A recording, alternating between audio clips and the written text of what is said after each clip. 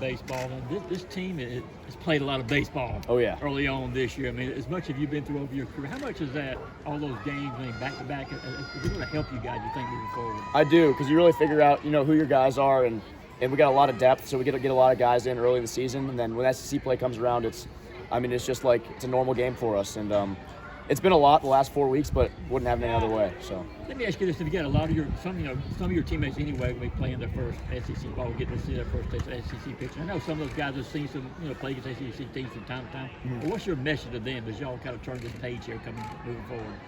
Honestly, it's the same game. Whether you're playing a first rounder or someone who might not get drafted, it's the same game.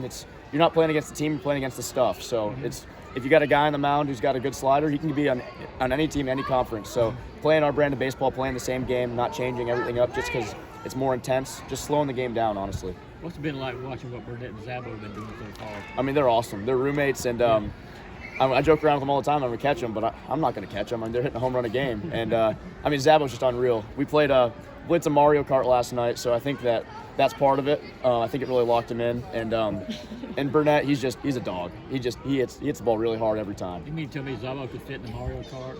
I mean, Zabo, he beat up on me probably for about an hour on Mario Kart. I didn't pass him once. So he's just better than me at a lot of things, but Zabo's a dude.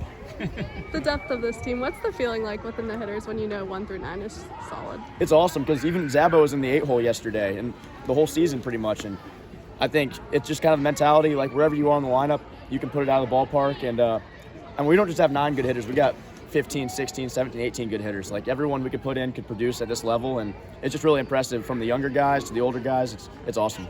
I remember you talking about bringing that Kentucky style of ball here, and it's a lot of bump run, that kind of stuff. But I think it's 45 homers now at this point of the year.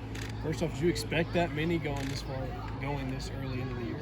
I think I did, just because the amount of juice that I see in BP every day. But yeah, Robbie can hit a home run and then he can bunt a single and steal 2 bags. So it's kind of what the game calls for. Like today, the wind was blowing in and we still hit 3 or 4 home runs. Like Henry Hunter should have hit one 500 feet, but game didn't allow it today. But I just think it's playing with ourselves. Like it's not any style of ball, but it's more playing Georgia baseball and having our approach to the plate, playing good defense and pitching. So it's all that.